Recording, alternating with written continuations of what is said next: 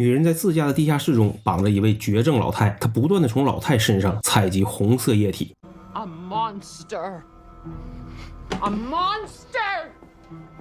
只因为女人有一个视红色液体如命的儿子，作为母亲的她可以说是无私的，但作为人，作为一名医生，我们又该如何评判她的所作所为？关键在目录，看片择果录。2023年，米歇尔·莫纳汉最新惊悚电影《神秘感染》正片都见。静姐带着儿子小南和女儿小爽搬进了新租的农场。作为医生，静姐尽职尽责，常年早出晚归救治病人，导致与丈夫的感情破裂。丈夫已经受够了这种聚少离多的生活，提出了离婚。而对于儿子小南以及女儿小爽的抚养权，静姐和丈夫都在全力的争夺中。儿子小南十分调皮，刚搬进来他就撒了欢，姐姐小爽根本管不住他。姐弟俩没有注意到自家的狗狗大黄正冲着诡异的树林深处低声哼鸣。姐弟二人在墙上发现了一张树林深处水塘的照片，他俩拿着鱼竿准备去水塘钓鱼，结果刚走到水塘边上，就发现了那水塘早已干涸见底。水塘中唯一的一处陆地上耸立着一棵怪异的枯树，满是淤泥的水塘里到处都是动物的尸骨以及成群的蚊虫。姐姐小爽拉着弟弟小南准备离开，结果狗狗大黄不知道被什么东西吸引，冲进了水塘。弟弟小南为救大黄也陷进了水塘，姐姐小爽只能硬着头皮跑进去，连男带黄一起拉回了家。静姐看到小南和大黄的狼狈样，大发雷霆，但很快又心软下来。自己多年只关注工作，没有好好照料姐弟俩。静姐愧疚地向小南道歉，并答应小南和小爽会要求医院调换岗位，以后多回家陪伴儿女。这时大黄突然向树林中狂吠不止，静姐推开门，正看着那树林发愣，结果大黄飞将出去，钻进了树林。小南紧追大黄，奔跑中差点被树林中的铁丝网伤到。大黄一去不回，伤心的小南埋怨静姐为什么当初没有拉住大黄。大黄走丢几天不见踪影，小南也无心上学，他到处张贴寻狗启事，这让静姐十分着急，她没有控制住，再次向小南大发雷霆。深夜，小南突然听到院子中有声音，他急匆匆地跑了出去，是大黄回来了，只不过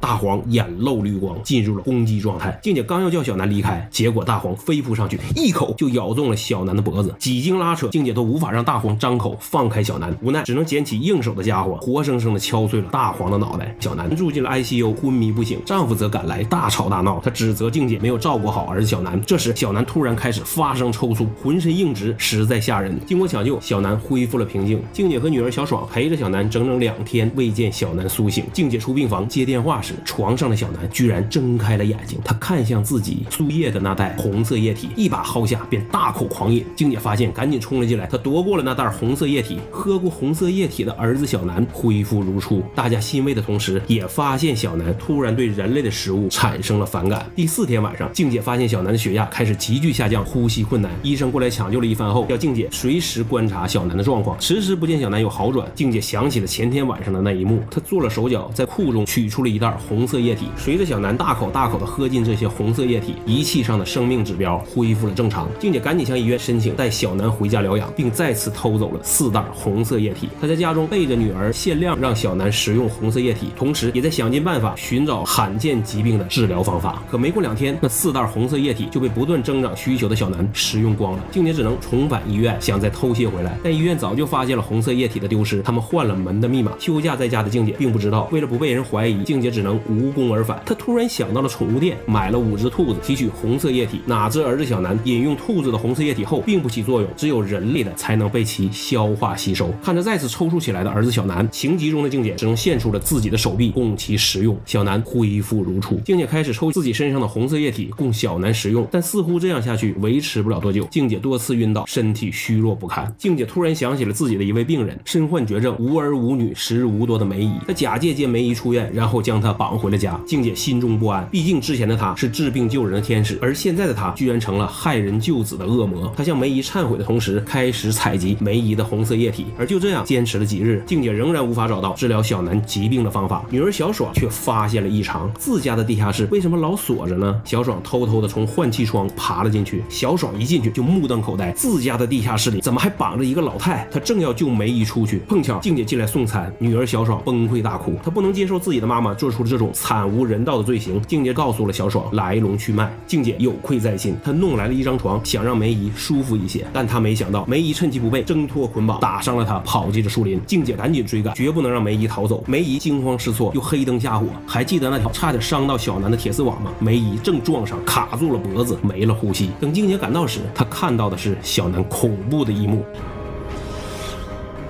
静姐带着女儿小爽返回了屋子，她没有阻止小南食用梅姨。等小南食用完毕后，静姐才偷偷的埋葬了梅姨。天蒙蒙亮，女儿小爽来到了那干涸的水塘，她发现那枯树中有什么东西。小爽赶紧跑回家，想要告诉静姐，结果发现儿童保护署的人已经堵上了家门。因为丈夫报案，儿子小南多天没有上学，她怀疑静姐虐待儿子。儿子小南和女儿小爽被强行带离，暂时由丈夫看管。静姐只能把剩下的为数不多的红色液体装进水瓶给小南带上。结果半路上，姐姐小爽就发现小南将他们一饮而尽。丈夫家中，小南再次发病，她开始四处寻找红色液体。丈夫家生下来的小婴儿在婴儿床中睡得正香。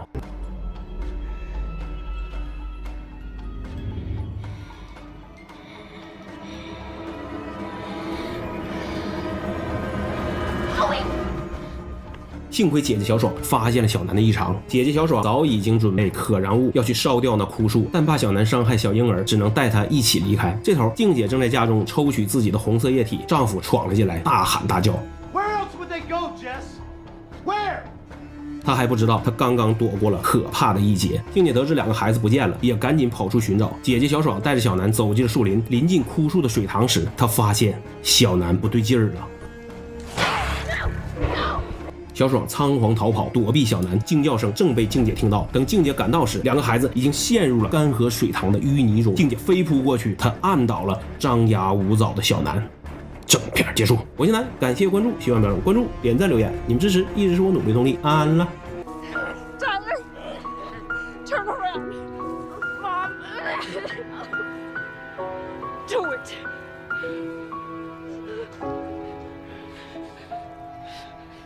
Don't go tonight. Stay here one more time. Remind me what it's like. And let's fall in love one more time. I need you now by my side. It tears me up when you turn me down. I'm begging, please, just stick around. I'm sorry, don't leave me. I want you here with me. I know that your love is gone.